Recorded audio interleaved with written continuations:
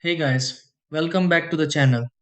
If you are planning to factory reset your smartbird feeder camera, it's usually because the camera won't connect, keep showing errors, is being transferred to a new owner, or you are setting it up on a different Wi-Fi network. A factory reset removes the same network information and restores the camera to its original settings, giving you a fresh start.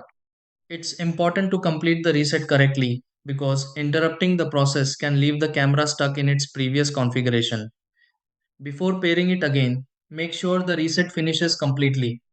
In this video, I'll walk you through the factory reset steps you can try to return your SmartBird feeder camera to its default settings. 1. Power on the camera and keep the battery sufficiently charged. 2. Press and hold the reset button until the status light flashes or changes color. Number 3. Wait for the camera to restart and restore its factory settings. 4. Remove the old device from the companion app if it's still listed. 5.